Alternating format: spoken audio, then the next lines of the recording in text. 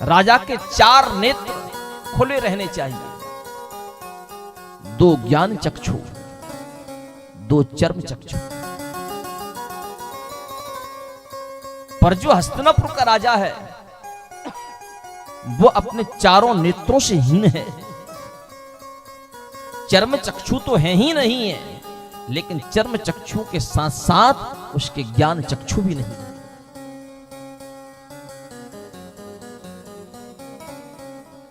एक दिन विदुर जी धृतराष्ट्र के पास पहुंच गए। धृतराष्ट्र ने विदुर जी से पूछा, अरे भैया, आज अनायास आपके आने का कारण क्या है? विदुर जी ने कहा, राजन, आज मैं आपके मंत्री होने के कारण आपके पास नहीं आया हूं। आज मैं आपका छोटा भाई हूं, इसलिए भी आपके पास नहीं आया हूं। मैं एक नागरिक हूं और प्रजा के हित की बात करने के लिए आपके पास आया हूं। धृतराष्ट्र ने कहा, कहिए क्या कहना चाहते हैं? विदुर जी कहते हैं कि त्यजेदेकं कुलस्यार्थे कुलं ग्रामस्यार्थे त्यजे देशस्यार्थे त्यजेदेकं आत्मार्थे सर्वं त्यजे। हे राजा, यदि एक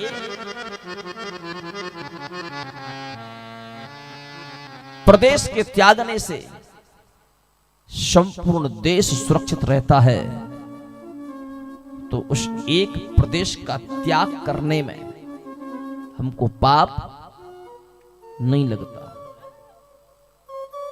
एक नगर को त्यागने से संपूर्ण प्रदेश सुरक्षित रहता हो, तो उस एक नगर का त्याग कर देना चाहिए, उसमें पाप नहीं लगता।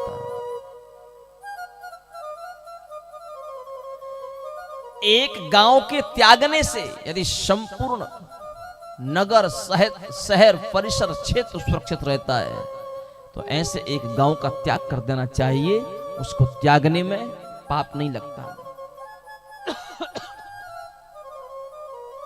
एक परिवार के त्यागने से यदि संपूर्ण गांव, नगर सुरक्षित रहता है, तो उस एक परिवार का त्याग कर देना चाहिए, उसको त्यागने में पाप नहीं लगता।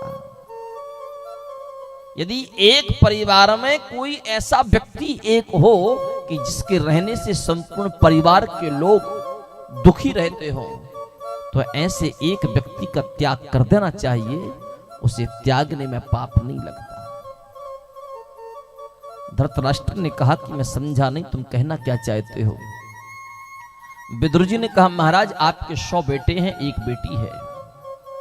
यदि आप चाहते हैं कि आपके 99 बेटा और एक बेटी सुरक्षित रह सकें, तो आप अपने एक बेटे का त्याग कर दो, और वो आपका एक बेटा है दुर्योधन।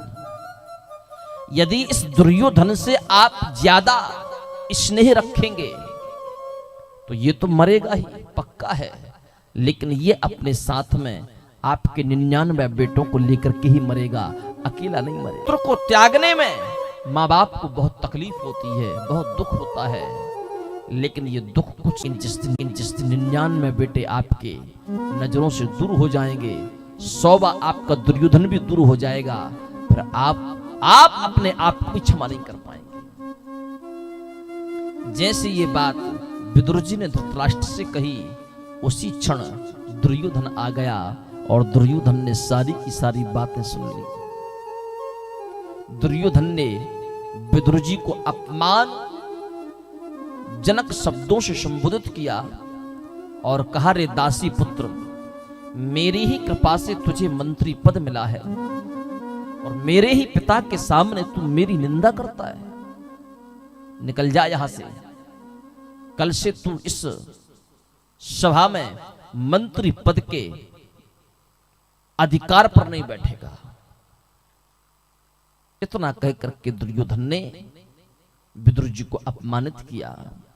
जो स्वाभिमानी व्यक्ति होते हैं वो कभी किसी के टुकड़ों पर नहीं पलते, भूखे मरना पसंद करेंगे पर किसी के सामने गिड़गड़ाएंगे नहीं।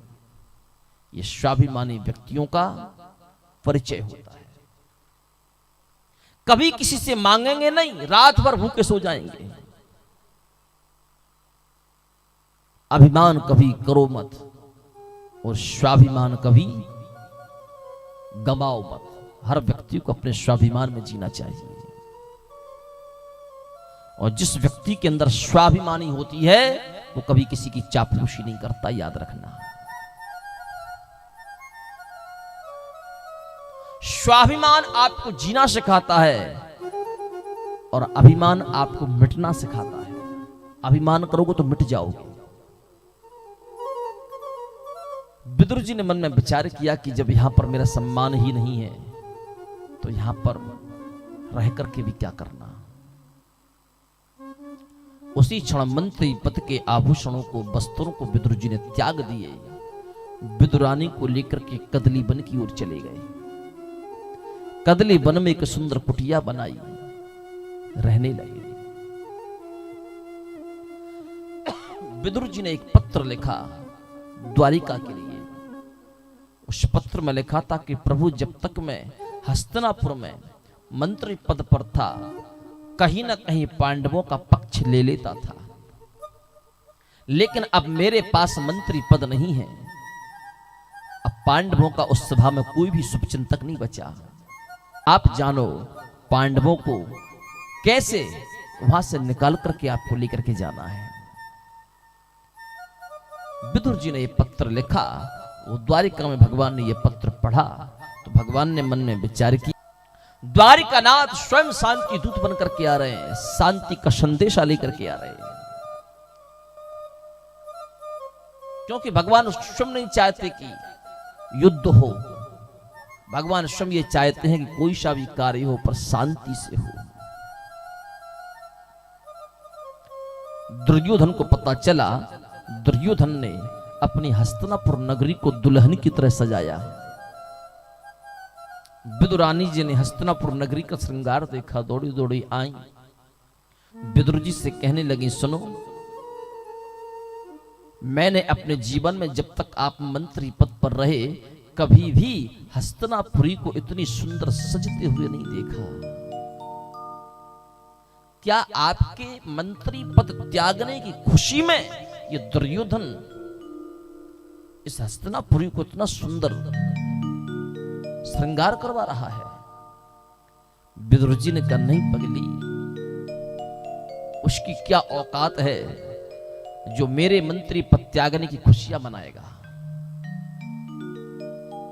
हस्तिनापुर नगरी सजने का केवल एक ही कारण है कि साक्षात द्वारिकानाथ शांति दूत बनकर के आ रहे हैं।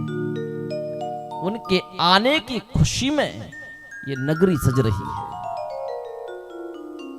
विदुरानी